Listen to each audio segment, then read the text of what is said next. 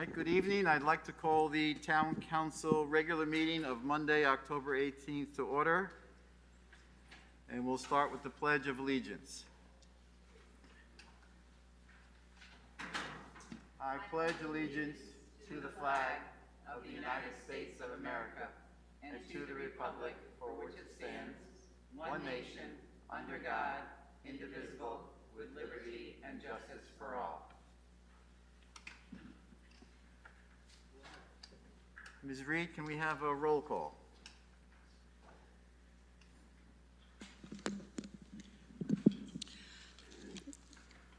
Okay. Oops. I'm sorry. 1 second. Councillor King? Here. Councillor Leidecker? Here. Councillor Lopez?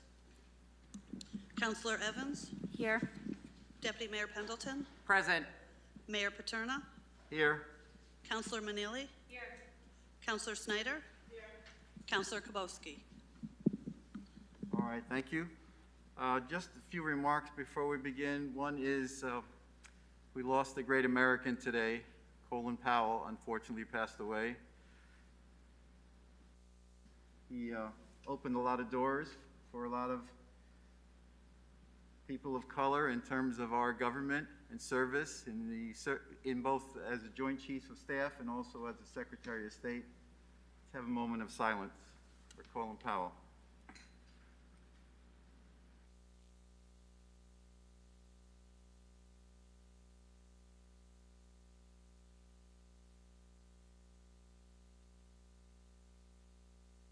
All right, thank you. I'm going to just move to the podium for a minute. I'm going to ask the Deputy Mayor to join me.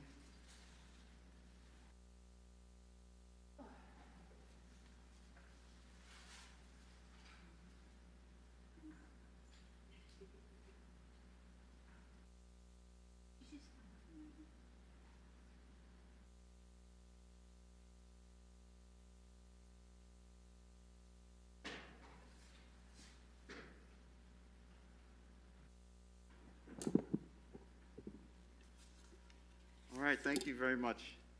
We'd like to recognize two of our members tonight who are, after November 2nd, will be in other areas of the government and working in other areas.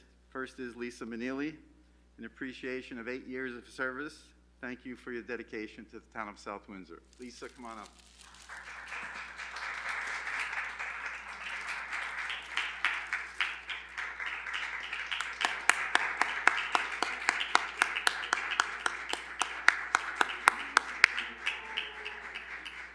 Just stay here for a second. Go ahead with the next one. Next person we'd like to honor is Janice Snyder. 10 years of service, maybe more. 20 something, right? 24. Thank you for your dedication to the town of South Windsor, Janice.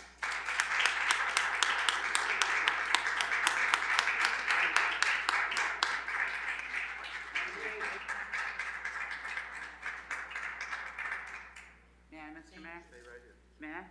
Yes. So, ladies and gentlemen, I'd like to say a special thank you to my two colleagues here who I've worked through in being on the council for 12 years and as a senior council member. We worked together through many things, and we worked together on many committees together. We always had the best interest of South Windsor and our citizens at heart, and we made a great team on capital, on personnel, on the rules, on the flag. We worked together very well, and I love my team, and on the budget, and we worked wonderfully together. So from the bottom of my heart, I want to say thank you to both of you for working with me throughout the years and working with our council throughout the years and getting us where we are here in South Windsor, and I wish you both the best of luck in your future endeavors and being free, Ms. Snyder, with all your lifelong 24 years of dedication. So these are from me, ladies, and I support my ladies.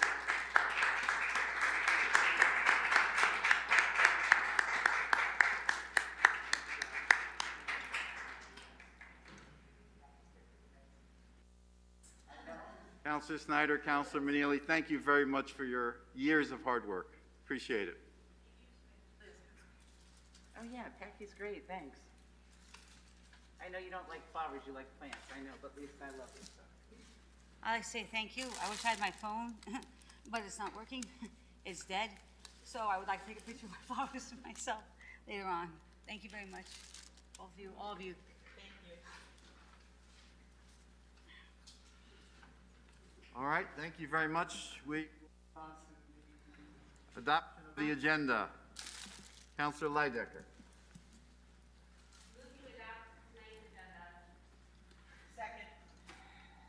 All right, the motion's been made and seconded. Any changes or additions to the agenda? Yes, Deputy Mr. Mayor Mayor. Pendleton. Thank you, Mr. Mayor.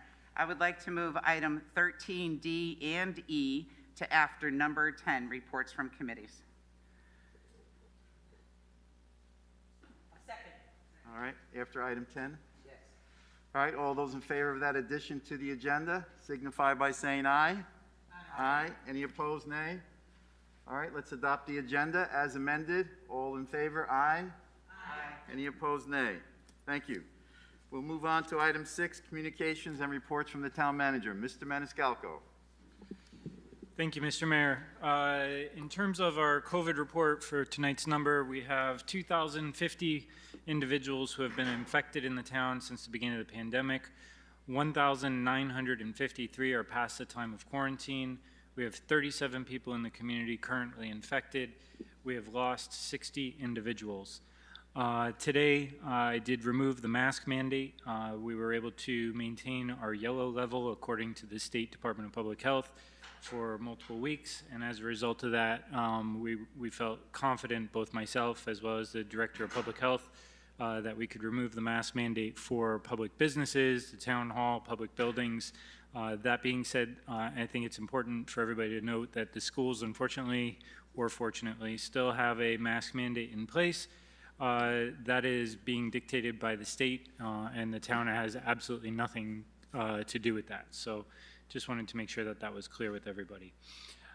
Moving on to other items, I just wanted to let the council know, as all of you are aware, I left to go to Oregon. I missed your last meeting.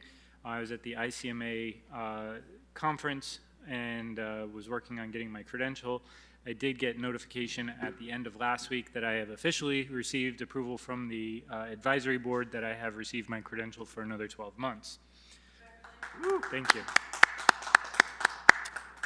Also wanted to make the council aware of 9 Tribe Foods. They're the company that bought Carlo's Pasta in the bankruptcy court. We've been working with them in an effort to try to put together a tax abatement that would be beneficial to the community, as well as 9 Tribe Foods moving forward. For all of you who remember, Carlo's Pasta had a tax abatement in place already. That was transferable. Unfortunately, due to the bankruptcy court being involved in it, it's become a little bit challenging and muddy. So we're trying to clean that up. We had a very productive meeting with them today, and that is moving forward. But I just wanted to put that on all of your radar in the event that something does come in front of you again in the future, although I don't think it should, but we'll see how it goes. A couple items that are not on my written report to all of you. First of all, the town has applied for a pay-as-you-throw pilot project. I think all of you may be aware of the pay-as-you-throw programs that are out there, where residents get bags and then they purchase the bags, and that pays for their garbage disposal. The state is actually putting together a pilot program. It won't cost residents anything. We're going to work on identifying a couple neighborhoods where that would occur in. I think what's really going on is the state is currently evaluating whether they want to go statewide with a mandated pay-as-you-throw program.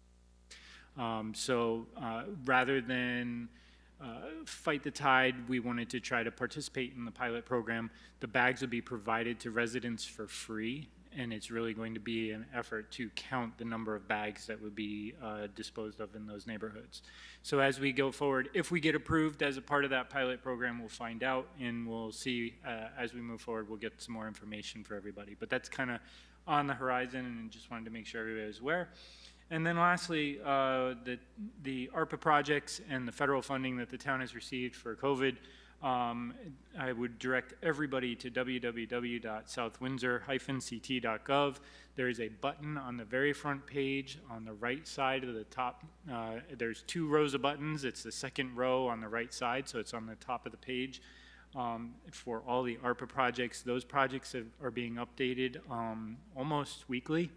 I did go through it with all the staff today, and there is progress on a lot of those projects that are starting to happen. So check back on that on a regular basis to see how those projects are progressing, see what's happening, and we're going to see a lot of good things come out of it. So, and that is all I have.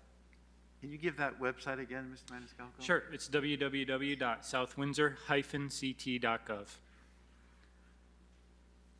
All right, any questions? Thank you. Any questions for the town manager? Councilor King.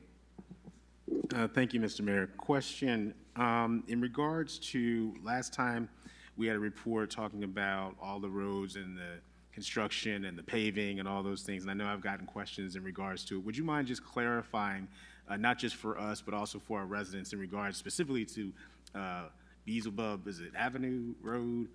I know I've traveled it once or twice, but if you can tell us, I know there was some construction done, and now everybody's kind of like, all right, what's next? Yeah, so my understanding of where Beelzebub is at this point in the process, right now, the water company came through and did a replacement of, I believe, a lot of the water line on that road. I think it needed to either be replaced or expanded.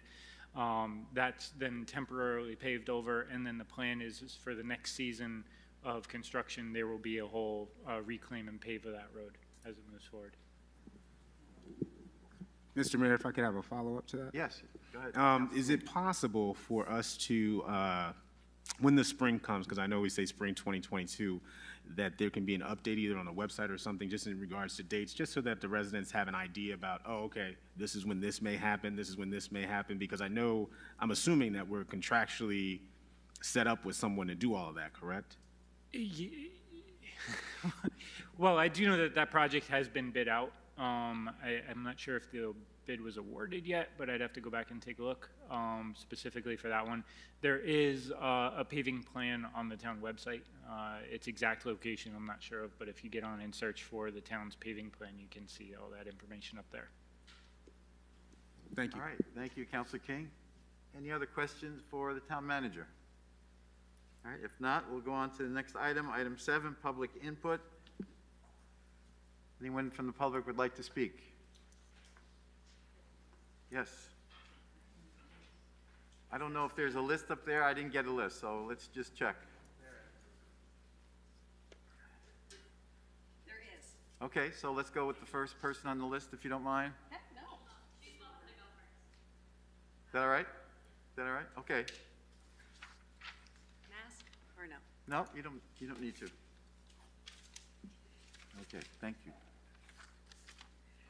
Hello, everyone. I'm Elizabeth McGuire, 89 Heritage Drive. I'm here to talk about the Arts Commission, something that I think should be non-controversial. I hope that it is. On a beautiful September day recently, my girlfriend, who is from South Windsor but works in West Hartford, invited me to go to an art show in West Hartford. Pretty small show, but lots of different kinds of art, visual arts. You know, something for everybody. There was watercolors, there was traditional stuff, there were oil paintings, and there was also some abstract art as well. There was some black and white sort of geometric prints that really caught my eye. Stopped and decided to talk to the artist. Turned out that the artist was from South Windsor, lives in South Windsor. And my immediate thought was, well, boy, that's interesting. She lives in South Windsor, but she's got to go to West Hartford in order to show her art. And I thought, wouldn't it be wonderful if we had a place where she could share her art, foster it within the community, share her techniques. And I immediately thought that that is the kind of thing that an arts commission, a permanent arts commission, could do. I think that arts in the community adds a new dimension to the quality of life in a community. It's also a way to share cultures, dance, music, art, bring people together. A lot of towns have arts commissions. It's not a weird thing, and I was always really surprised that South Windsor did not have one. East Hartford, for example, has had an arts commission for decades, and they bring all kinds of arts to town to share with people. Music and theater and dance. My daughter at one time danced with the Connecticut Concert Ballet in Manchester, and we would perform excerpts from the Nutcracker every year at their art center. I think arts can help a community grow.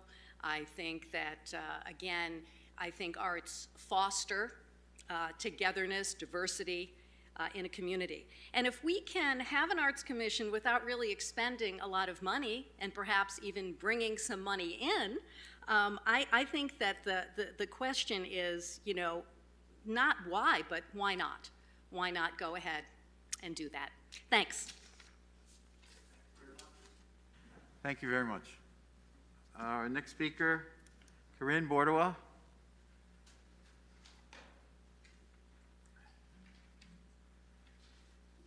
Corinne Bordeaux, 373 Pleasant Valley Road. First, I would like to raise my concerns with the COVID memorial on the agenda. The town manager is spending time, energy, and resources on the creation of a COVID memorial to honor residents that have been impacted by COVID-19. There are people and businesses in town that are still struggling, not only because of COVID, but also because of the restrictions pressed upon them. And that time, energy, and those resources should be dedicated to continuously improving the lives of the residents, not just memorializing the struggles that people experienced. Secondly, I'd like to address the multiple changes in regards to public input during town meetings.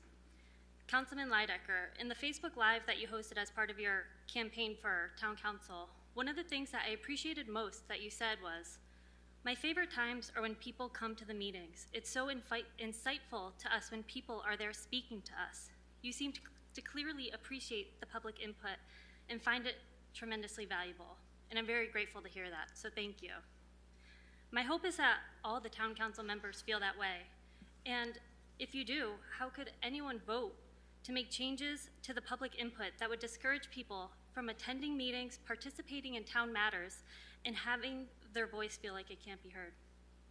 Anyone who has attended town council meetings understands that the second public input can happen quite late at night, and that's if it happens at all. The last time I was here for the second public input, there were only about 6 other people still in attendance. The vast majority of people who were able to attend the meeting were not able to stay that late. Only allowing on-agenda subjects to be discussed during the first public input will not only discourage residents from participating, but also feels like a blatant attempt to silence and censor the council's opposition while marginalizing the common person's voice within our community. Another change being made states, "No email shall be read if the substance of such email, at the discretion of the mayor, violates these rules, or if upon advice from the town attorney would otherwise be improper."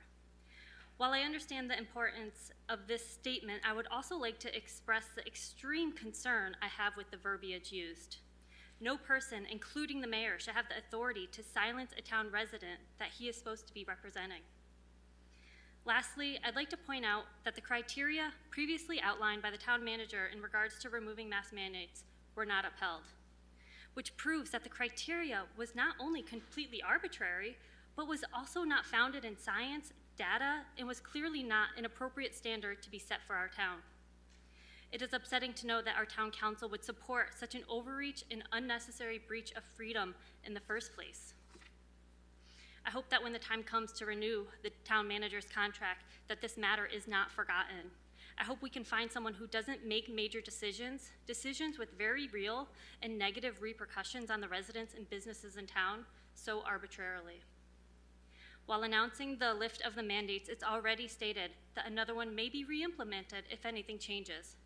The residents in our beautiful town are not puppets that you can demand at your pleasing. Enough is enough. Thank you. All right, thank you very much. Our next speaker is Mary Boyle.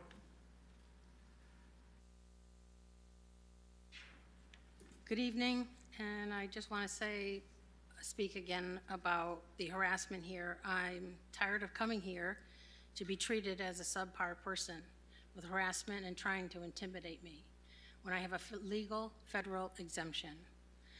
I want to give you the benefit of the doubt that I'm going to assume that you're just ignorant of our rights, which are protected by the U.S. Constitution, so I want to try to help you. Title II of the U.S. Civil Rights Act and the Connecticut Constitution, which under Articles 1, Sections 1, 3, and 4 state free and equal access to public accommodation. You may not prohibit entry nor file a charge of trespassing because of my legally protected status. Our civil rights are protected in all places of public accommodation, including this building. No private policy, municipal code supersedes law established by the U.S. Constitution, period. I'm going to repeat. No private policy or municipal code supersedes the law established by the U.S. Constitution. Also, according to the Civil Rights Act, Title III, all persons shall be entitled to the full and equal enjoyment of the goods, services, facilities, privileges, advantages, and accommodations of any place of public accommodation as defined without discrimination or segregation on the ground of race, color, religion, or natural origin. Now, in 1993, Congress reinforced our rights against discrimination or segregation in places of public accommodation. The framers of the Constitution, recognizing rights, secured their protection in the First Amendment of the Constitution. Americans do not give up their freedoms by participating in the marketplace, partaking of the public square, or interacting with government. Any questions? And this is, I'm reading from the Department of Justice paper. Any questions about this should be addressed to the Office of Legal Policy, U.S. Department of Justice, 950 Pennsylvania Avenue, and they even give a phone number to help you. So it's a warning. Don't look for trouble. I know my rights. I will defend my rights. I also want to address the Cultural Arts Commission. I was a part of the South Windsor Cultural Arts Commission years ago, which was just put together by just some people that just wanted to organize things. It started with you may remember the concerts at the Wood Memorial. We put those on. It was run by us. It didn't cost the town a penny. It didn't burden the council or anybody in town with governing it. And it was just wonderful. I supported it when I wasn't able to be active on it. And it ran wonderfully without any government interference, overseeing, or anything. The other thing I want to address tonight is also about the flag policy, and I strongly say that it cannot be used, it should not be used for political movements. So that's all I have to say. Thank you. All right, thank you very much. Anyone else from the public care to speak? Yes, come on up. Just give your name and address as you get to the podium. Hi, Dan Edwards, 131 Hilton Drive. Thanks for the opportunity to speak tonight. It's great to thank you for actually listening to the residents, the citizens, and the science, as well as the mayor and town manager of Manchester, and actually even a couple days late, joining forward with them and following the science.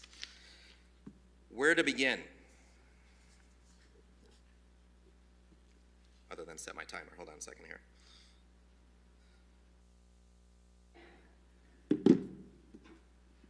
We are in South Windsor, Connecticut.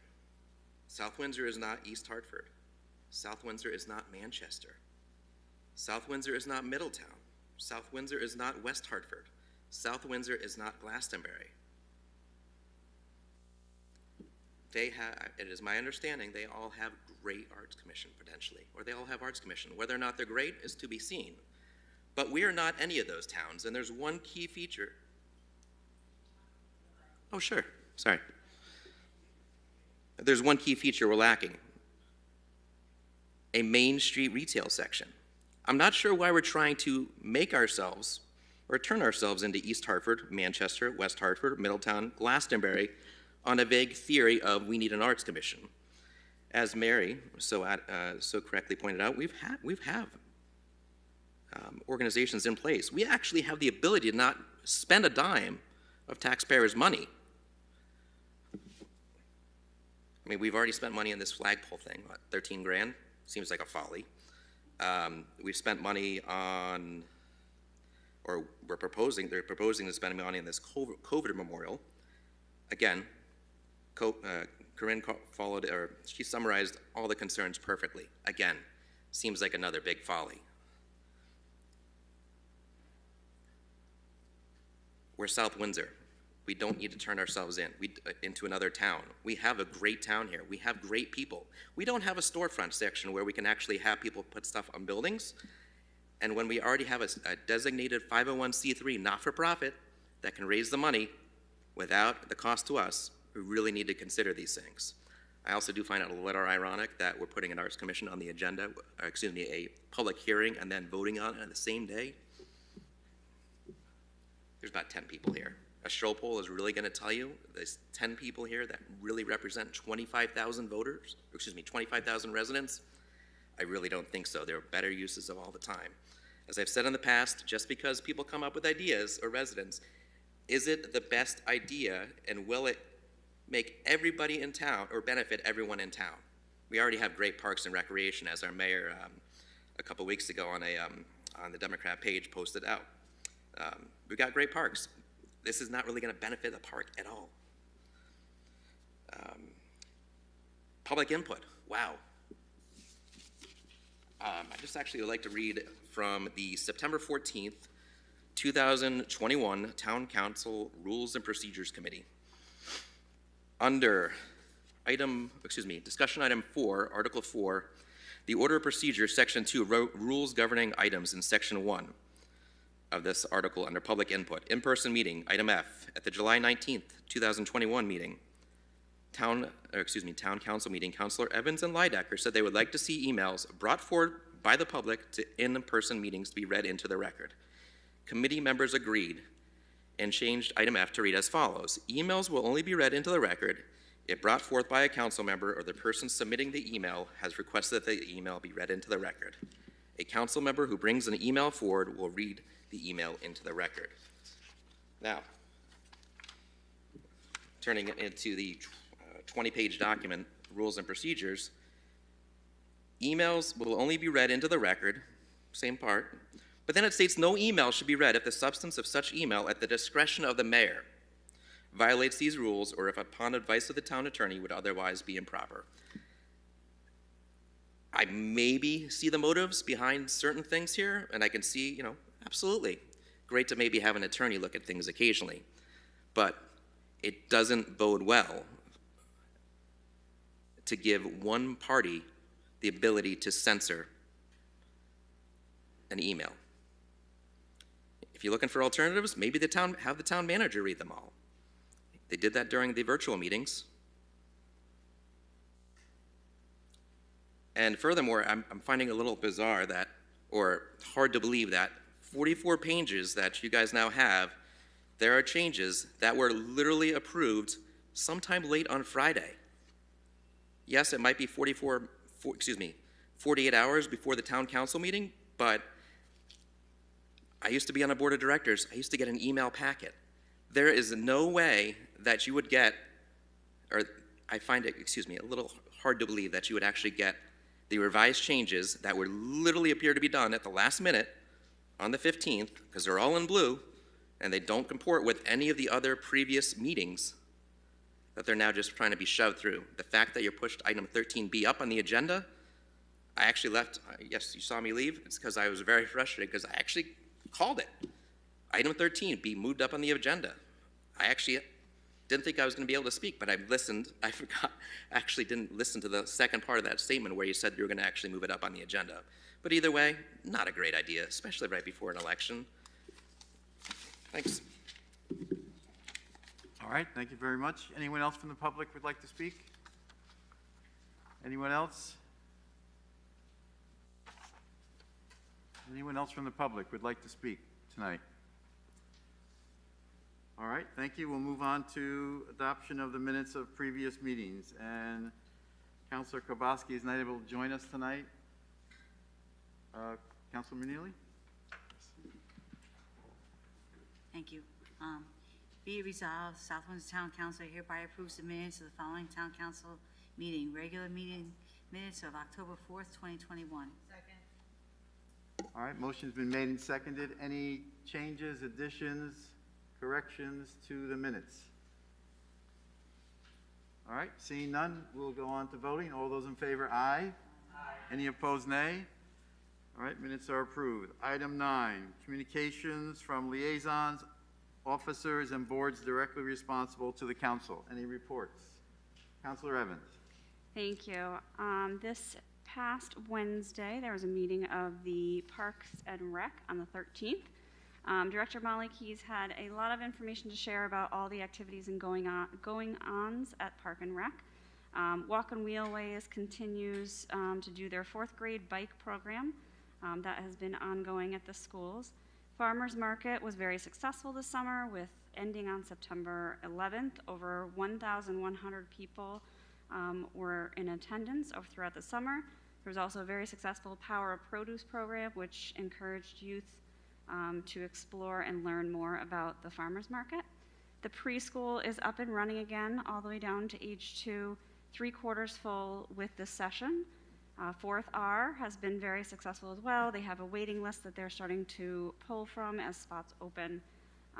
Athletic tennis lessons, a lot of programs going on. Wellness programs are increasing for adults as well. There was the first, my first mud run was held on Sunday, September 19th, with 410 participants, and it was a very successful event where people actually went straight through the mud and did different obstacles. Let's see. She had much to share. The Showmobile has been out and about in the community. The VMP funding has came to do the site. There were surveyors out, and they continue to work on that. The Wapping tennis court redesign was funded through the special revenue. They're continuing to work on that. The Rye Street tennis courts and hockey deck are in progress, and the costs for it have gone up from the previous budget because of supplies, the cost of supplies, so they're discussing ways to cover that difference. Just very successful. As we all know, our Park and Rec's department is amazing, so it was just a lot of great news that she had to share that the Park and Rec has ongoing. All right, thank you, Councilor Evans. Any other reports? Any other reports from other committees? All right. That's for liaisons. Any reports from committees? Any committees that you're members of? All right, no reports. We'll go on to item 11. Oh, I'm sorry, we changed the agenda. And 13, D&E. And Deputy Mayor, maybe you can explain the change in moving D&E up? Yes, Mr. Mayor, we needed to move D&E up to accept the resignation because later on in our agenda, we're doing approvals into that position. So we need to accept the resignation first. All right, so that creates the vacancy so we can make the other appointments. Okay, thank you. So item 13, D&E. That would be, Councilor Manili, would you do that again? Thank you.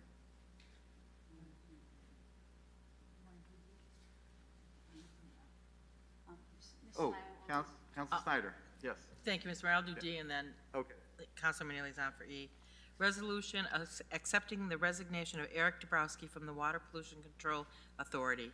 Be it resolved that the South Windsor Town Council hereby accepts with regret the resignation of Eric Dobrowski from the Water Pollution Control Authority effective September 29th, 2021.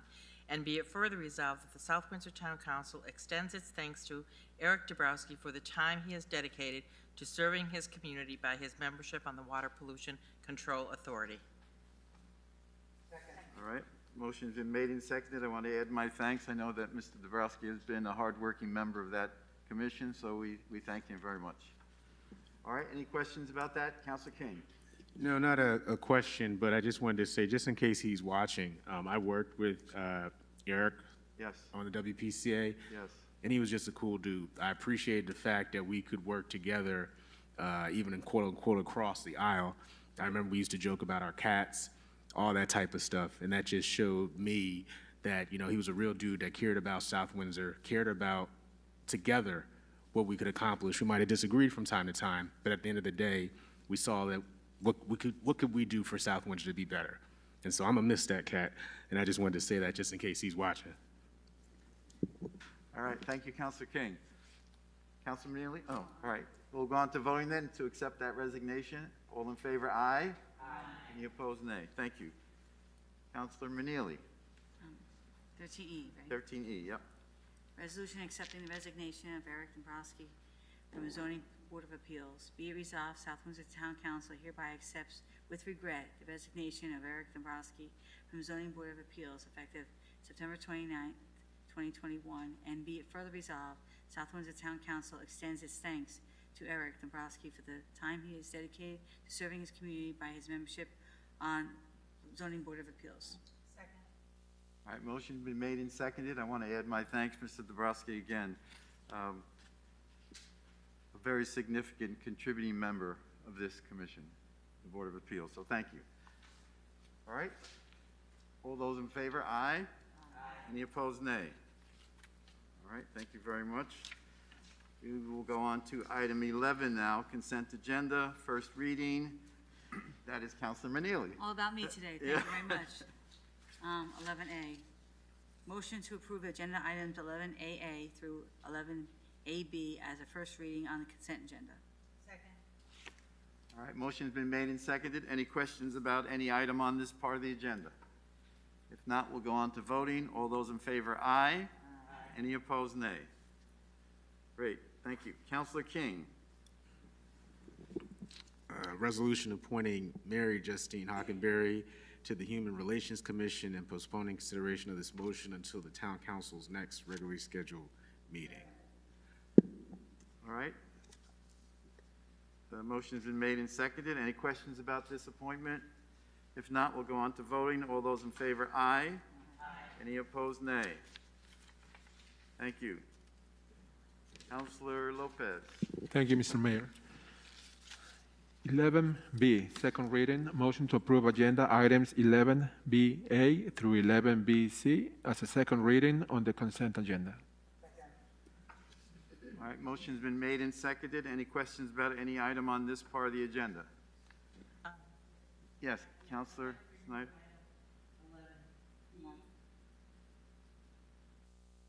I'd like to remove item 11B and just vote on it separately, that's all.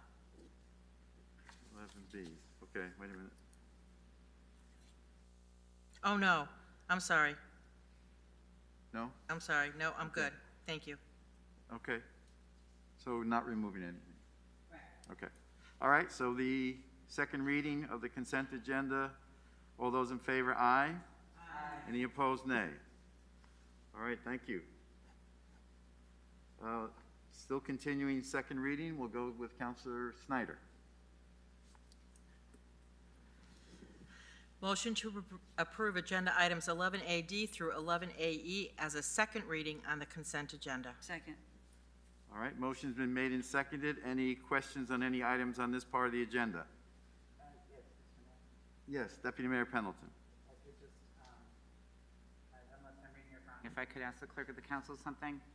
On page 3, it says 11AD through 11AE. However, on page 4, it says 11BE. Whoops. Hang on. I apologize. It should be 11BD through 11BE. So this whole thing should be 11BD through 11BE. Sounds right. Yes, it's B for second reading. Okay. So we're changing it to B? Yep. Okay. Okay. Doesn't council, she have to accept that? Yes. Yes, and it's so accepted. Okay. Just changing the designation and not the appointment. Okay. Any other questions about this section of the agenda? If not, we'll go on to voting. All those in favor, aye. Aye. Any opposed, nay. All right, we do not have any miscellaneous items or unfinished business. We will move on to new business. Just reminding everyone as we go through our discussions that we have a public hearing at 8 o'clock. So 13A, Councilor Evans, if you want to begin that discussion. 13A, resolution approving the creation of a memorial to honor residents that have been impacted by COVID-19. Whereas the South Windsor Town Council has been discussing the creation of a memorial to honor residents that have been impacted by COVID-19 since March 15, 2021. And whereas the town has been approved for a Team Depot grant for the creation of a memorial from Home Depot in the amount of $7,284.12. And whereas the memorial will be located at Major Michael Donnelly Land Preserve at 1165 Sullivan Avenue. Now, therefore, be it resolved that the South Windsor Town Council hereby approves the creation of a memorial to honor residents that have been impacted by COVID-19 and authorizes Town Manager Michael Maniscalco, added your first name, to sign and execute any necessary documents to secure the funding from the Home Depot grant and implement the memorial project. Is there a second? Second. All right, motion's been made and seconded. We'll start discussion. Councilor Evans, you want to begin? So this is something we've been talking about for quite some time. We have searched a lot of different avenues to help with the funding of it because that was a concern. Home Depot came through with a grant in the amount, actually above the amount that we had previously quoted the materials for. They also are going to offer volunteers to assist with the labor involved in installing the COVID memorial. So this is a memorial to not only recognize those impacted, but to recognize how we all did come together as a community. No other time in our history of course back in the early 1900s, it's a different story, have we all been impacted by one thing at the same time. So everyone having to, adjust their lives in a way and come together and support one another. There's many ways that our community did this in a very positive way. So I'm really looking forward to seeing this happen. All right, thank you, Councilor Evans. Any other discussion, questions? All right, if not, we'll go on to voting. I just want to make one clarification. So Home Depot is actually providing some of the labor as well as the cash funding. Okay, Team Depot, sorry, yes. Okay, we'll go on to voting then. All those in favor, aye? Aye. Any opposed, nay? No. Roll call, Ms. Reed. Councilor Lopez. Yes. Councilor King. Yes. Councilor Snyder. No. Councilor Leidecker. Yes. Councilor Manili. No. Deputy Mayor Pendleton. Yes. Councilor Evans. Yes. Mayor Paterna. Yes. So it's 6-2. All right, motion carries 6-2. We will go on to the next item. 13B, Councilor Snyder. Item 13B, resolution approving the revised Town Council rules and procedures. Be it resolved that the South Windsor Town Council hereby approves the revised Town Council rules and procedures. Second. All right, motion's been made and seconded. We'll begin discussion. Councilor Snyder or Deputy Mayor Pendleton, you both served on that committee. Any discussion?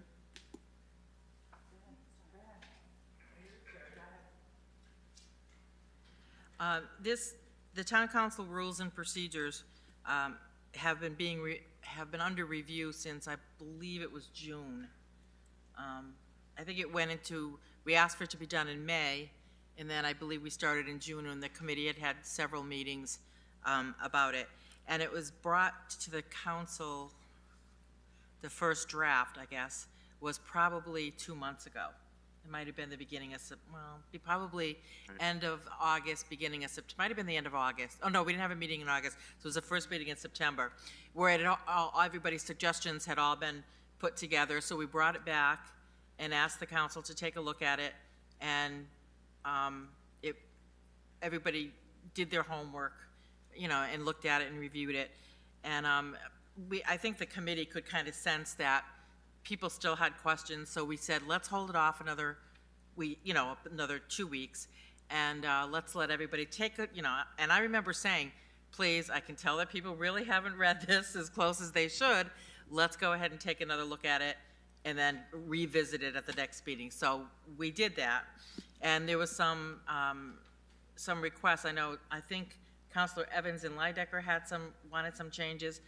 Councilor Kibowski specifically wanted a change, and Councilor Manili specifically wanted a change.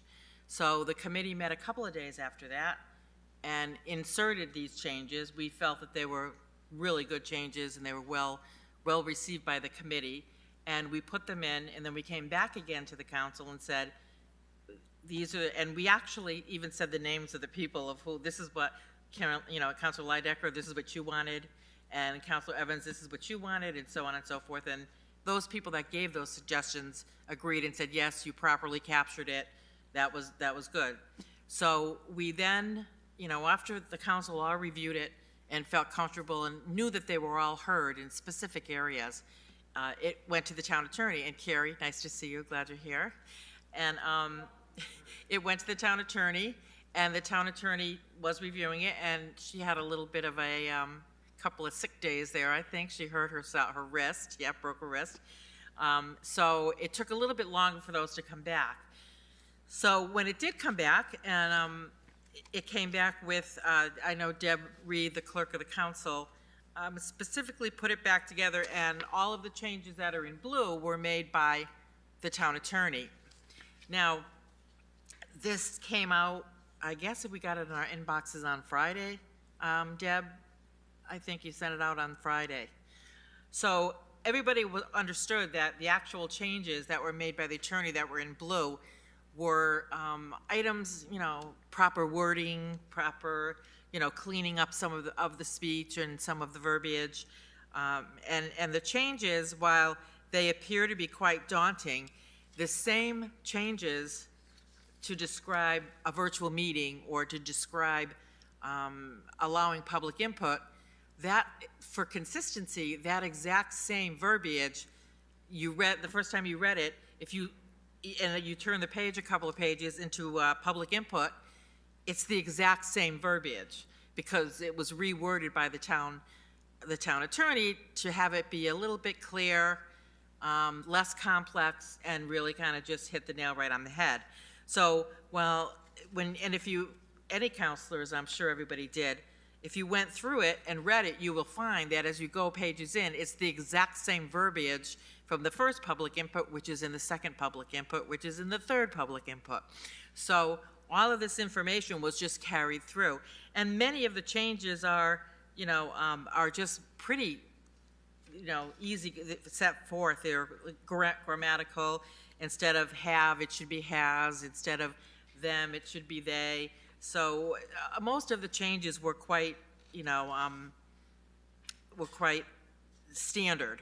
That I believe legally they were codified in a better manner than we had put it together. So I guess as I went through it, I got it on Friday. I read through it. I noticed a lot of the verbiage was the same in blue from page to page.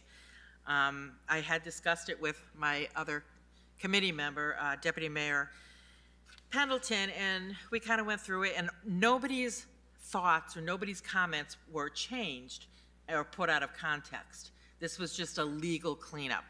So having seen that, and I trust other council members all had a chance to take a look at it, and if you had questions on it, all you had to do was shoot an email to the town manager because we got it on Friday. You would have heard on Friday, or you would have heard on Monday today.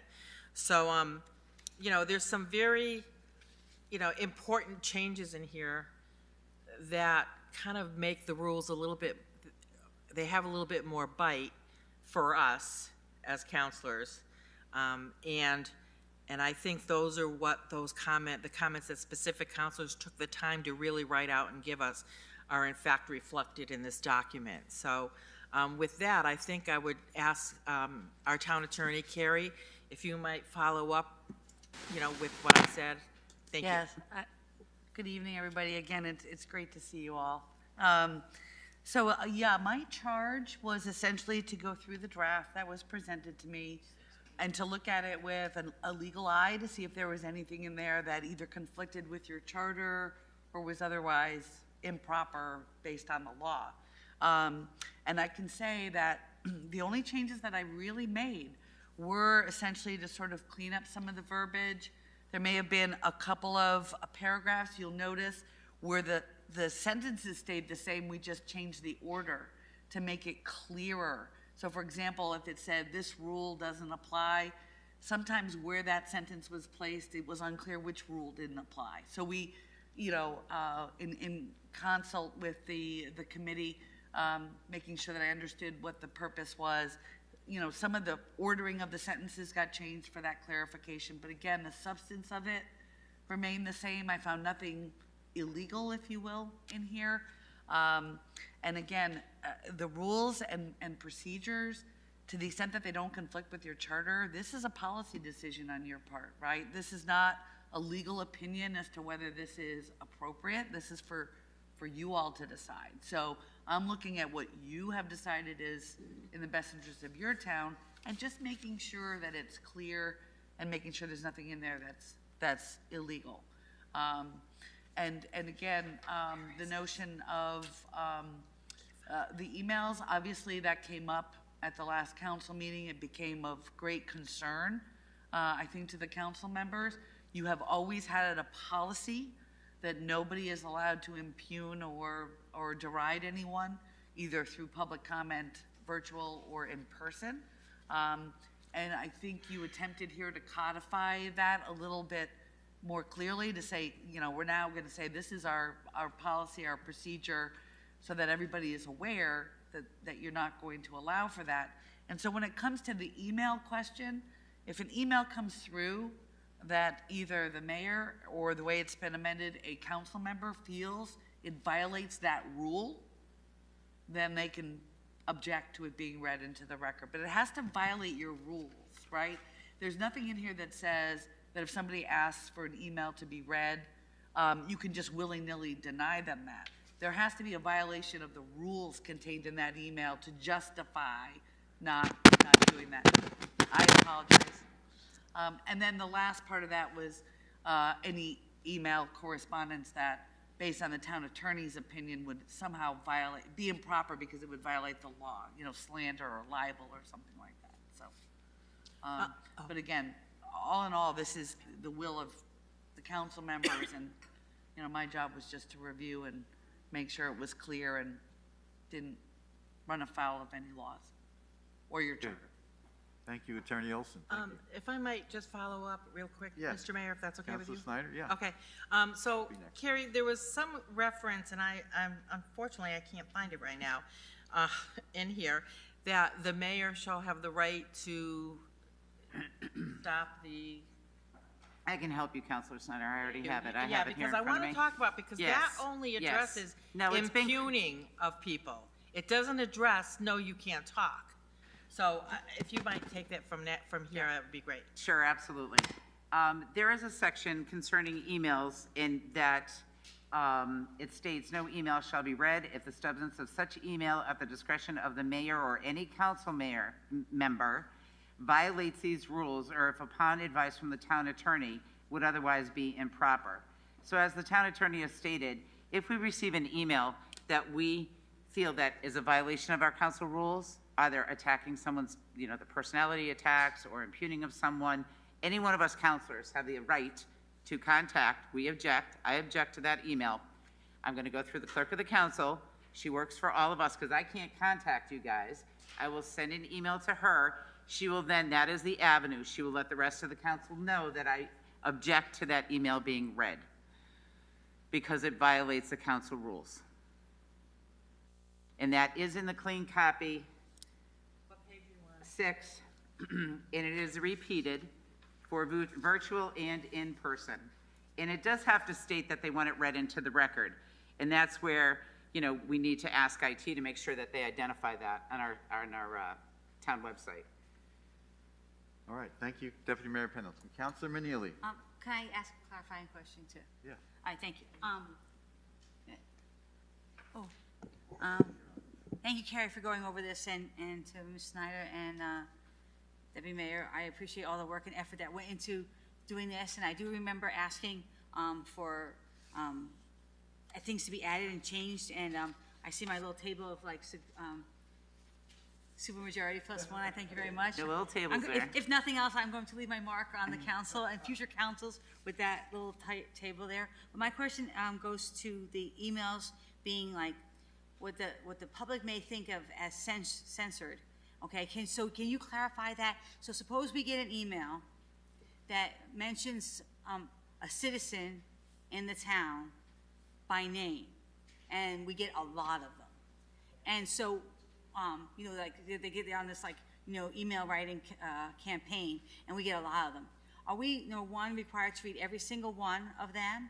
Number two, if it mentions the person's name, does the person whose name is mentioned, do they have to be somehow notified that we're going to be reading something that may cause them like some personal harm or some psychological harm? Do we have to somehow notify them that somebody's writing about them and their name is going to be announced during a town council meeting because this is how people feel?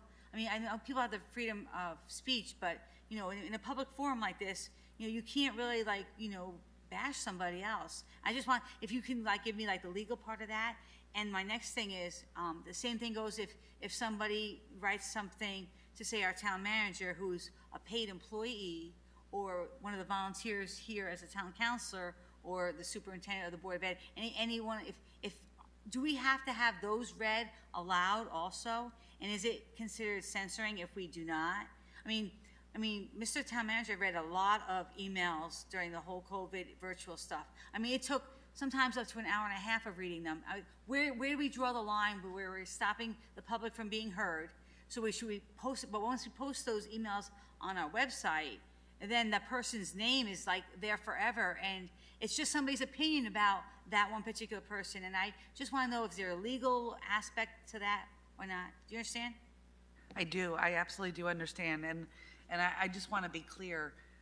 Your willingness or desire to read emails into the record is your choice. There is no obligation on your part to read every email into the record. I think you were all frustrated, as everybody was during COVID when we were in virtual meetings, feeling like you wanted to engage people, so you took the time to read every single email. But my understanding is that, again, unless somebody specifically asked for it in the past, that was not your standard practice. Everything kind of got changed with COVID. So whether to read emails into the record, that's your choice. These are public records, right? They're submitted to you and the town manager and the clerk of the council. Anybody who wants to see them is entitled under the Freedom of Information Act to request copies of them. When you ask about questions about emails that disclose people's names, there's, I guess I want to say broadly, two types of people. There's public officials like yourselves who have very little right to privacy once you take office, right? So, okay. And then you have the private citizens who have a slightly greater right to privacy. And that's why I think you've always appreciated that an email that comes through and berates somebody or impugns them, right or wrong, whether what they're saying is true or not, you are not going to facilitate that kind of correspondence, right? It's still a public record. It's still in your files, if you will. Somebody can get it if they want to. But it's not necessarily something you want to perpetuate by reading into the record. That's your choice. But again, the basis of this rule is focused on emails that, for some reason, the mayor, a council member, or the town attorney thinks is improper or maybe exposes you to some kind of liability. I think you all are used to mentioning people's names when they do something positive for South Windsor. We just heard about that tonight. Unfortunately, a couple of resignations, right? But the name is mentioned, and you thank them for what they've done. I don't think anybody would think that was controversial. So the focus on this rule was to codify what you've always done. And I'm going to point out that before this came to me, I was watching your council meeting, and I remember very clearly the mayor stopping somebody at that podium from impugning somebody who was here, another resident of the town. This has always been your policy. Now it's just basically codified. And again, it's up to you all. If you don't want that policy, you don't have to adopt it. I'm sorry, Mayor, it's 8 o'clock. 8 o'clock, okay, thank you. Thank you, Attorney Olson. Okay. We'll come back to this discussion, but we'll have right. a public hearing. Okay. Ms. Reed, you want to read the first public hearing? Notice is hereby given that the South Windsor Town Council has set Monday, October 18th, 2021 at 8 p.m. in the council chambers of the South Windsor Town Hall, 1540 Sullivan Avenue, South Windsor, Connecticut, as the time and place for a public hearing to receive citizen input on a proposed ordinance establishing an arts commission, a copy of which is on file in the office of the town clerk, dated at South Windsor, Connecticut, this 8th day of October 2021, attested to by Deborah W. Reed, Clerk of the Council. All right, thank you. So we'll open the first public hearing on the establishing an arts commission. Anyone here to speak on this topic? We've heard from one resident already during public input. Anyone else to speak on this topic for the Arts Commission? Mr. Edwards, yes. Public hearing, come on up.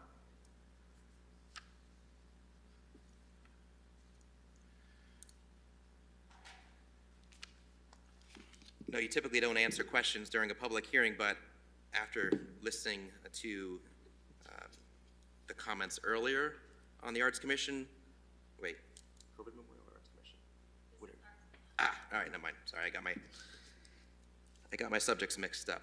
I just reiterate everything I said before. All right, this is Arts Commission, right? Yeah.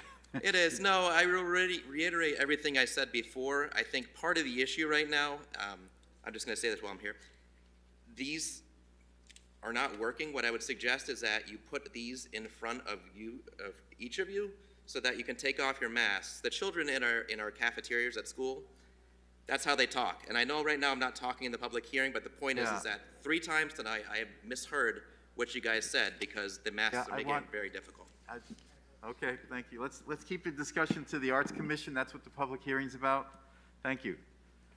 Arts Commission comments? Questions? Yes, yes.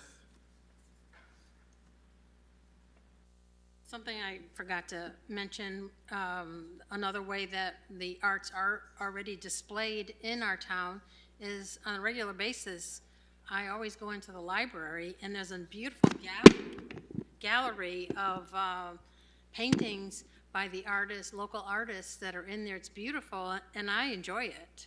So, I mean, things are already being done without without making, everybody wants smaller government. Who wants bigger government for something that's already been done and continuing to do just by the people that are interested, and those are the ones that will contribute the best and the most. When you love something, you're going to do, put your best foot forward to make it grow and to contribute to it. Where if you have somebody that's just another thing for you to be over, another committee to be overseeing, that's just adding to your workload. So, as I said, as a former member of the Cultural Arts Committee in town, I don't see any need for it. That's it. Okay, thank you very much. Any other comments or questions during the public hearing on the Arts Commission? Any other comments? Going once, going twice? All right. It's customary to do an unscientific poll after a public hearing, so those of you who would support or in favor of an Arts Commission, please raise your hand. I think I see 2. Yeah? Okay. Those who are opposed, please raise your hand.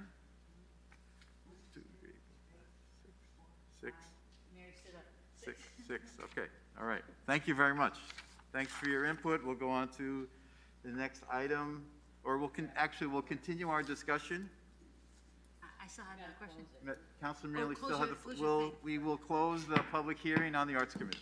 Thank you. And we'll go back to Councilor Mealy's question. Thank you. And it's another question. It goes back to the Now suppose somebody comes up to the podium and starts talking, and the mayor, he decides, or she decides, it could be a she, who's ever talking is saying something like out of line, or what they feel is out of line.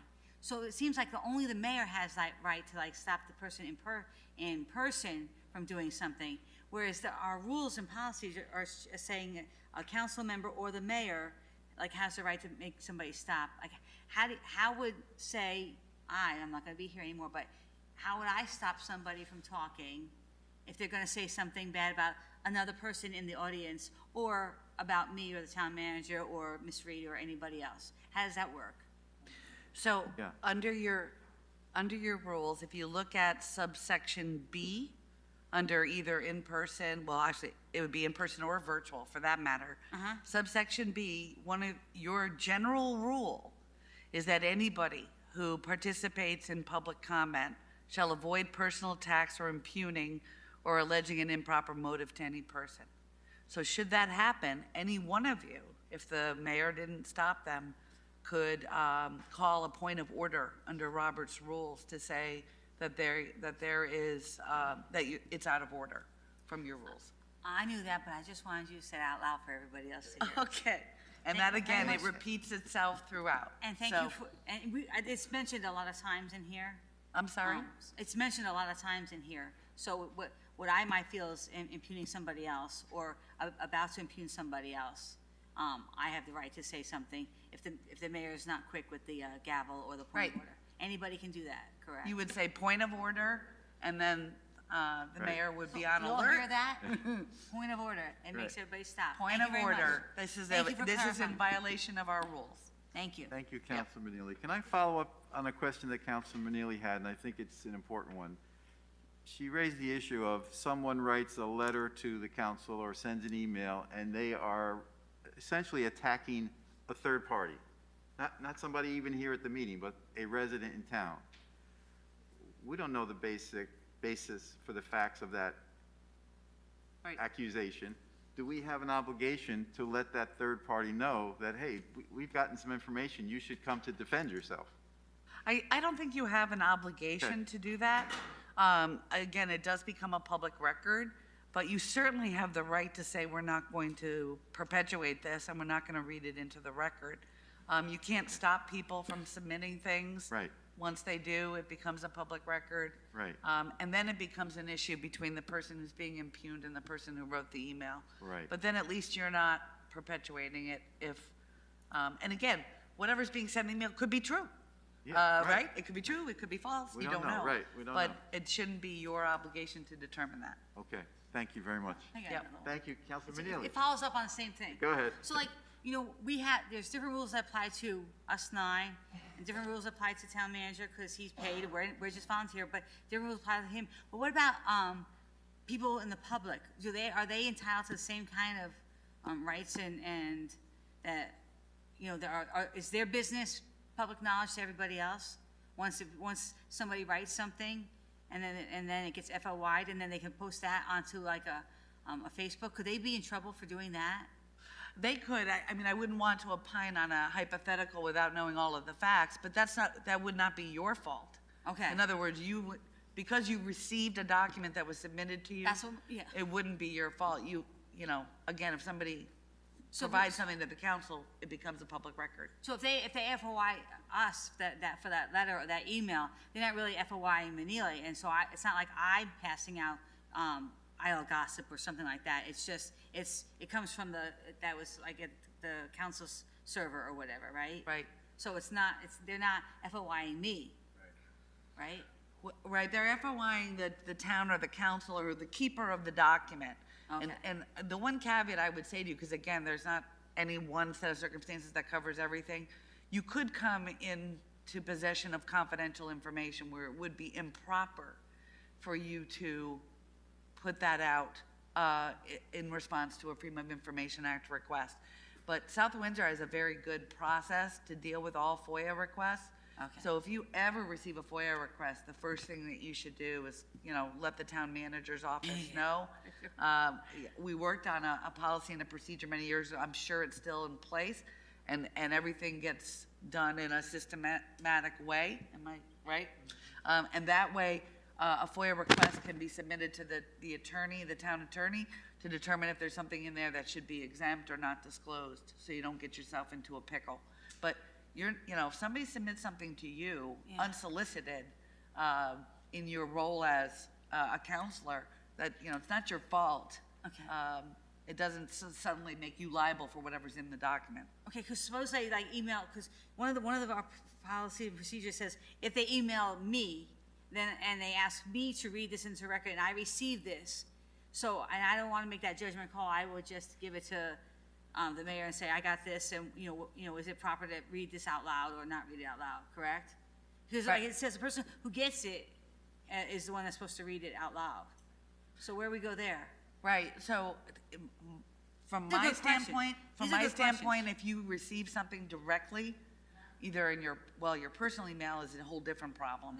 But if it's your South Windsor email, I would recommend that you forward it to the clerk of the council and with your position on whether it should or should not be read. And then, she'll take care of disseminating it to the group so that if there's another counselor who opposes it, they would have an opportunity to object. And then let me just add to that in the past, folks have emailed us directly. And we would give it to the clerk of the council, and she would distribute it for everyone to have a copy of it, and it would just be read either by the clerk of the council or by the counselor that received that email, yes. Perfect, thank you. All right, thank you, Councilman Neely. Councilor Leidecker. Thank you, Mr. Mayor. So I understand public comment.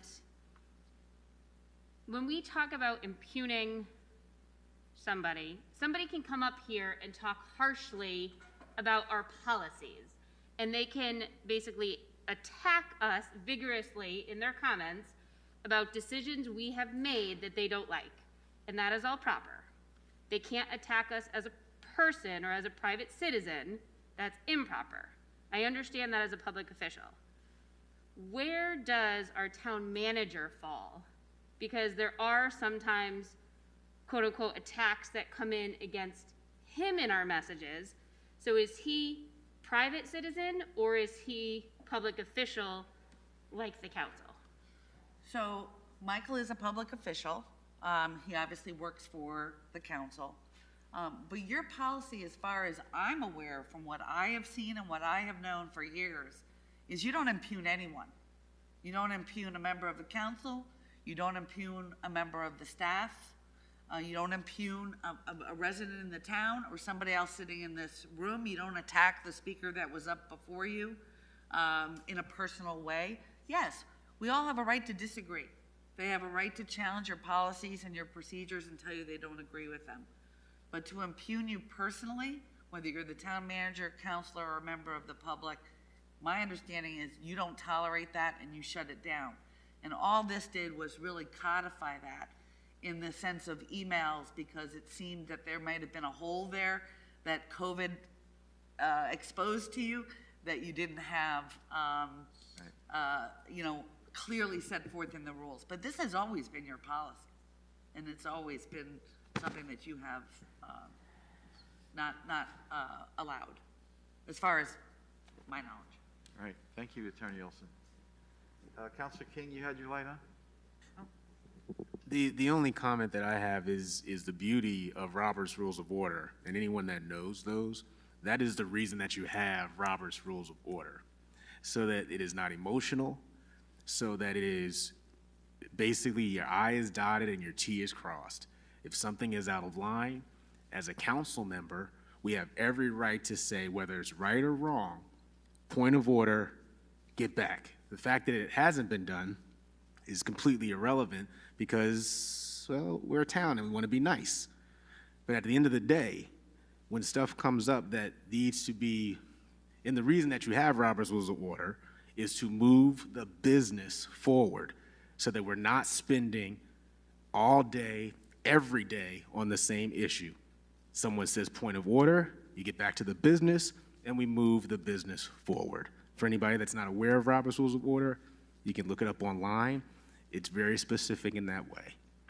I just wanted to mention that for everything that we do, that is the purpose for any business meeting, whether it's Board of Ed, whether it's Planning and Zoning, whether it's Town Council. It is to keep emotions out and to keep the business of the town moving forward. Thank you. All right, Mayor, thank you. I'm sorry. Thank you, Councilor King. Mayor, it's 8:15. Of our second public hearing, it's 8:15. Ms. Reed, would you read the announcement? Notice is hereby given that the South Windsor Town Council has set Monday, October 18th, 2021 at 8:15 p.m. in the council chambers of the South Windsor Town Hall, 1540 Sullivan Avenue, South Windsor, Connecticut, as a time and place for a public hearing to receive citizen input on a proposed ordinance governing the flying of a commemorative or organizational flag on the Wapping Community House designated flagpole, a copy of which is on file in the office of the town clerk, dated at South Windsor, Connecticut, this 8th day of October 2021, attested to by Deborah W. Reed, clerk of the council. All right, thank you, Ms. Reed. So we'll start our next public hearing on the flag policy. Anyone who would like to speak on this at this public hearing?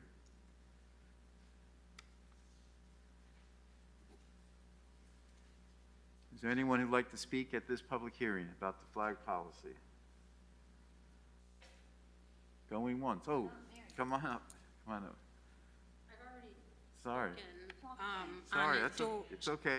From before, does that count?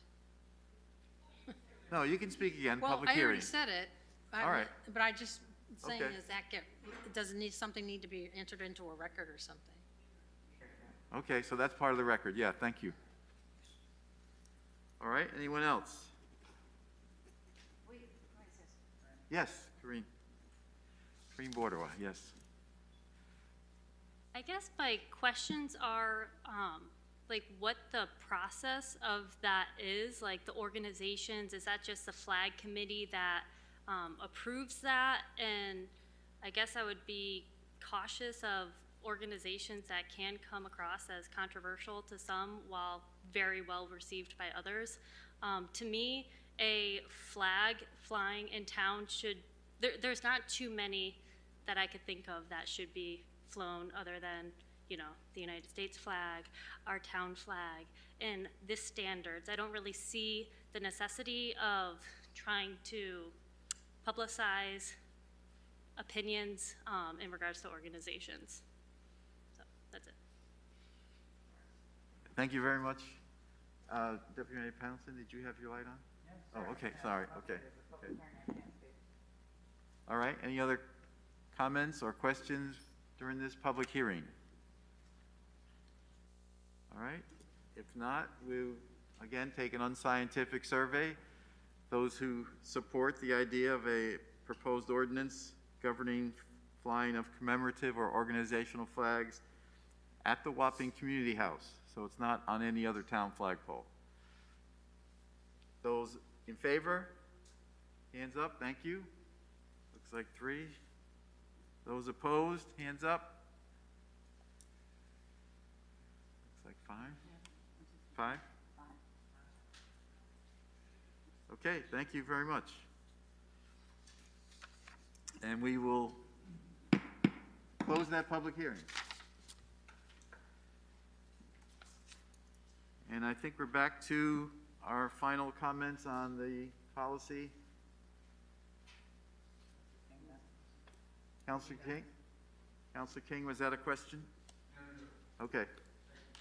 All right, any other comments or questions about the town council rules and procedures? I think we've gotten all the corrections together. Yes, Mr. Mayor, I'd just like to say a few things, if I could, about this. Yes.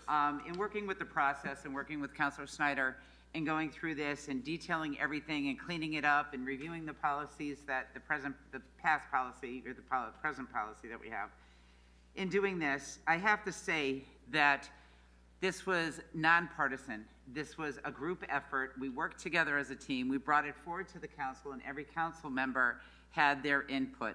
This is also transparent. This, I believe, our 3rd, 4th meeting on this.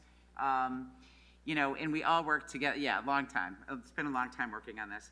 So, you know, in working together, And that's something that we did on this, and this is the council that has to work together. We have to work together. It may not be in that council, the same council come November, but I will say, we know it won't be the same council. But the council does have to work together. They have to work together, and we created a policy that's gonna help them to do that. And it was a pleasure to work with you on this and to bring it forward to the council, and I appreciate that, and all your hard work, and also for the clerk of our council, and Mr. Maniscalco also, who contributed to these, and our town attorney. Thank you. Thank you, Deputy Mayor Pendleton. If there are no other questions or comments, we will go on to voting on this resolution. All those in favor, aye? Aye. Any opposed, nay? All right, motion carries.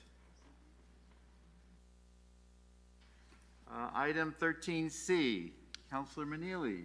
Wow. This is your night. I guess so.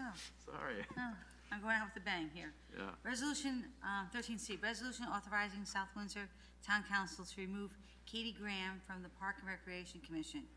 Whereas, under the Town Charter, Chapter 5, Section 502B, the South Windsor Town Council has the authority to remove any member of the board, commission, or committee appointed by it if such member has been absent himself or herself from all the meetings of his board, commission, or committee for a period of 3 consecutive months. And whereas Mrs. Katie Graham, a member of the Park and Recreation Commission, has been absent from the Park and Recreation Commission meetings for over a year, and whereas there have been many attempts to seek a resignation from Mrs. Graham to no avail. Now therefore be it resolved that pursuant to Section 502B of the Town Charter, the South Windsor Town Council hereby removes Mrs. Katie Graham as a member of the Park and Recreation Commission effective immediately. Is there a second? Second. All right, motion's been made and seconded. Any questions about this? All right, if not, we'll go on to voting. All those in favor, aye. Aye. Any opposed, nay. Okay, motion carries. And we were skipping 13D and E. We're going on to 13F. Councilor Snyder. Thank you, Mr. Mayor. Section 13F, resolution accepting the resignation of James Ainsworth from the Blighted Property Appeals Board. Be it resolved that the South Windsor Town Council hereby accepts with regret the resignation of James Ainsworth from the Blighted Property Appeals Board effective September 30th, 2021. Be it further resolved that the South Windsor Town Council extends its thanks to James Ainsworth for the time he has dedicated to serving his community by his membership on the Blighted Property Appeals Board. All right, motion's been made and seconded. I want to add my thanks to Mr. Ainsworth for his work on this Blighted Property Appeals Board. I know there's been some trying times on that commission lately, so thank you very much for your work. Oh, any other questions about this item? If not, we'll go on to voting. All those in favor, aye. Aye. Any opposed, nay. All right, we're on item 14, passage of ordinance. First one, 14A, Councilor Evans. Thank you. 14A, resolution adopting the proposed ordinance establishing an arts commission. Be it resolved that the South Windsor Town Council hereby adopts the proposed ordinance establishing an arts commission as shown in Exhibit A. All right, motion's been made and seconded. Questions, comments? Councilor Evans, you want to begin? I just want to kind of reiterate that the purpose of this commission is really to enhance and foster the arts in our community. As children and going through school, arts are included in our education, and it doesn't and shouldn't stop there. So the more we can do to promote and collaborate as an arts community and bring it to our town, I think it's to the benefit of our residents. I have had quite a few conversations with members of the community. I would say 75% enthusiastic and positive. 25% start out with hesitation, and I have had lengthy conversations with quite a few people, and in the end, those conversations turn positive and people are excited about the commission. I also just wanted to mention that there is no request for funding for this commission. It would be within itself and it would bring together the arts groups. If there were to be a need for funding, the commission would have to come to the council to request that funding. And the potential even exists that, like, if we were to have an arts festival and that there were money that was needed to be used for that arts festival, that funds could be returned to the council, to the town, you know, even more so, or donated to other, you know, organizations. I don't know, the potential exists that it would be beneficial to us in many ways, you know, to bringing perhaps some type of performance area that we might be able to use. There's a lot of potential, and I look at our surrounding communities, and I hope that we can do the same for South Windsor. All right, thank you, Councilor Evans. Any other questions or comments about the proposed Arts Commission ordinance? All right, if not, we'll go on to voting. All those in favor, aye? Aye. Any opposed, nay? No. All right, can we do a roll call vote? Ms. Reed, thank you. Councilor Lopez? Councilor King? Yes. Councilor Snyder? Councilor Lydecker? Yes. Councilor Manili? No. Deputy Mayor Pendleton? Yes. Councilor Evans? Yes. Mayor Paterna? Yes. It's a 6-2. All right, motion carries 6-2. We'll go on to item 14B. Deputy Mayor Pendleton. Thank you, Mr. Mayor. 14B, resolution adopting the proposed ordinance governing the flying of the commemorative or organizational flags on the Wapping Community House designated flagpole. Be it resolved that the South Windsor Town Council hereby adopts the proposed ordinance governing the flying of commemorative or organizational flags on the Wapping Community House designated flagpole and as shown in Exhibit B. Second. All right, motion's been made and seconded. Any questions about the ordinance? No, I just want to say. Councilman Neal. Oh, can I you talk? just want to second it? You Okay. call me. Go All ahead. right. I'd like to, if I could ask a question, because I think there's a little bit of haziness about how the process would work. I think that's important for everyone to understand. So an application comes in from some organization who would like a flag flown. What's the next step? Thank you, Mr. Mayor. The application would come into the town manager's office, and there are certain, by these guidelines here, he has to approve or disapprove. He would then sign off on it. It then gets presented to the council.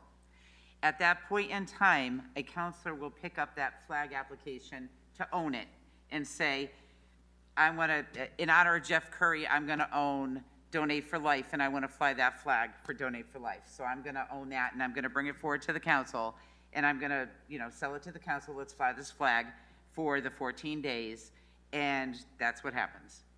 At that point in time, it's not the organization, and there we do have an application at this point in time, which will be happening in November with the new council for the Patriotic Commission for the Wreaths Across America. And if I'm still on the council and still liaison to the Patriotic Commission, I would bring that forward, right, being the liaison and also for the Veteran Cemeteries and Wreaths Across America. So then I would own that, and I would say, would you mind and accept this flag? It would go before the council for a vote.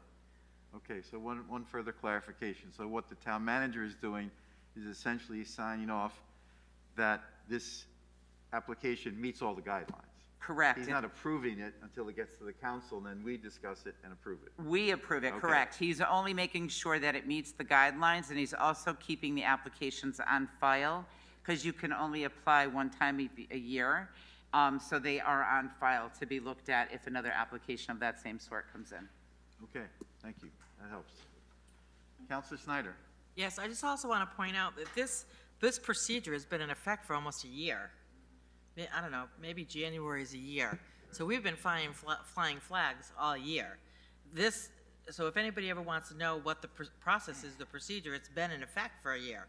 So this is just changing some of that, updating it, and making it a little bit more, it's less complex and a little easier to understand for the person that's filling out the application. And the fact that a council is bringing it forward means that forces any of these organizations to get in touch with a counselor and let us do that work for you. So this is nothing new. It's just cleaning it up a little bit. That's all. Okay, thank you, Councilor Snyder. Counselor Manili. I also want to just acknowledge the members of the committee, Mr. Lopez, Deputy Mayor, myself, and if you'll see the little chart right here, that's me. Because I really believe that if you're going to fly a flag that's going to represent the town, then you need to make sure that you have not just a majority, not just a supermajority, but the supermajority plus one. So you have to really make sure that when you're going to come bring a flag proposal forward, that you have basically the full support of the town council in order to fly that flag. And by approving this ordinance, it will solidify that. And I think that will make it so it's not one party gets to decide which one, no matter which party it is, what flag can be flown, what flag cannot be flown. So I thank you very much. We worked out this mathematically, and I think this table will live on forever on every single thing you guys make up. Thank you. There you go. That's right. Thank you. Mr. Mayor, if I could. Okay, yes, Deputy Mayor Pendleton. Thank you, Mr. Mayor. Now that everybody's spoken about the ordinance, and thank you for that. And I'd like to thank Councilor Lopez and Councilor Manili for our hard work and effort that we put together as a team and met over and over again and clarified this and became very specific about this, but also turned it over to the town attorney for her clarification, correction, following, and Debbie. Debbie was part of all of this too. And to have the town attorney review everything to make sure that this ordinance was all set and ready to go. And I am proud to say that our team worked very hard on making sure that this was really cleaned up and more specific to where the town attorney didn't have that many changes. So it was great. She only had maybe 3. So it was a wonderful experience to work together. Thank you. All right, thank you, Deputy Mayor Pendleton. Thank you all. If there are no other questions, we'll go on to voting. All those in favor, aye. Aye. Any opposed, nay? All right, passes unanimously. We go on to item 15, public input. Any other members of the public would like to speak at this time? Mr. Edwards, come on. I apologize before during the public hearing. Again, it's really tough to hear in here. Okay. But listening through the meeting earlier when you were speaking about the COVID memorial, it sounded to me like Home Depot, or that they said Home Depot is actually making a donation to this. Team?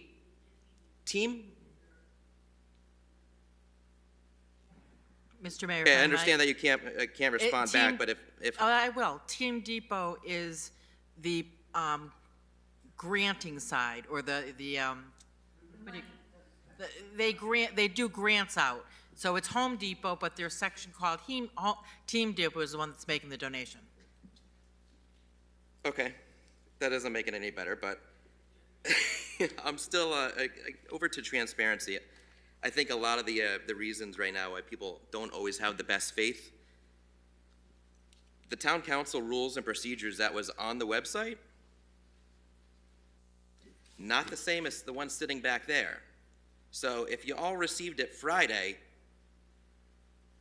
and the one sitting back there is a different version, kudos, because at least that version actually got rid of most of the controversial thing that most people in town don't understand or didn't read.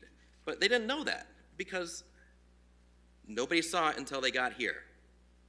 So if they didn't see it until they get here, when did you guys realize that? That's really about it. Transparency, a little bit more. Think about the screens for in front of you like the children have in all of the cafeterias. I think it would make it easier for people to understand what the counselors are saying. I know tonight there were at least 3 different counselors that was very difficult to hear them, including the change in the moving an agenda item up. It sounded like a D. Excuse me, it sounded like a B, but it was apparently a D. Thanks. Okay, thank you very much. Any other public comment? Anyone else from the public? If not, we'll go on to item 16, communications from the council. Anyone have any communications they want to share with the town council? Councilor Leidecker. Whether this is appropriate or not, I'm going to take my time in my potentially last meeting. I do want to say thank you to Lisa Manili for her time on the council. It's been a pleasure getting to know you personally and working with you as a member of the council. I wish you all the best going over to the Board of Ed. More importantly, I also wanted to say thank you to Councilor Snyder. She may not know this, because I don't think I've ever told her, but she was one of the driving forces for me to join the council. I came and I spoke about 4th R, and she and I had very differing viewpoints. And when I was offered the chance to be appointed to the council, I wanted to give it to Jan Snyder. And in the last 3 years, I have come to know you as a person, I have come to respect you as a person, and I have come to respect you as a counselor. You have a tremendous amount of knowledge in the governing of this town, and I am sad to not see you on the ticket. I wish you the best of luck, and I wanted to say thank you because I've had these last 3 years, and it's been a wonderful experience for me, and you were one of the reasons that I sit here today. So thank you very much, and I wish you the best of luck. Any other comments or reports or communications from members of the council? Councilor Maneely. Jan, I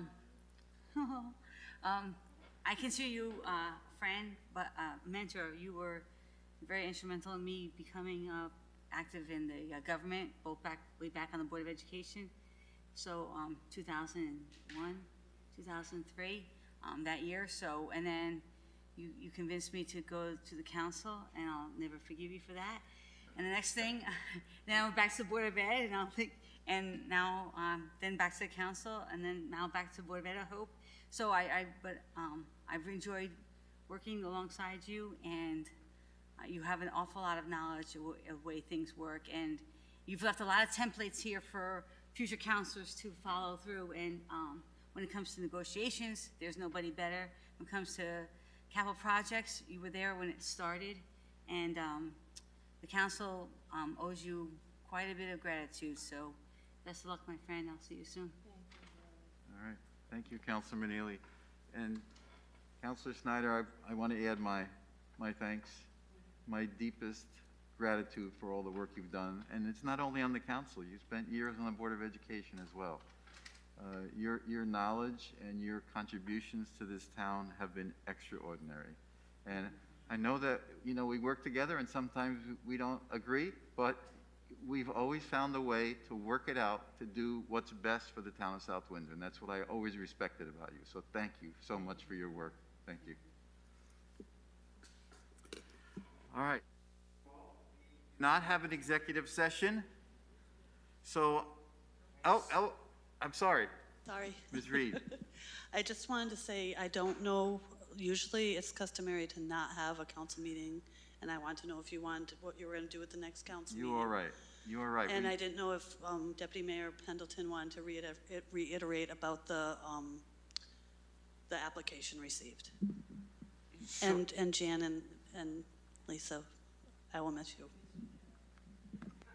I was just going to reiterate again about the flag application that's before us in our packet from the Patriotic Commission for the Wreaths Across America, in hopes that the council will go ahead and approve that, whatever council comes next. All right. Thank you. And Ms. Reed reminds me, it's customary, we have done this in prior years, but our next meeting would be the night before the election.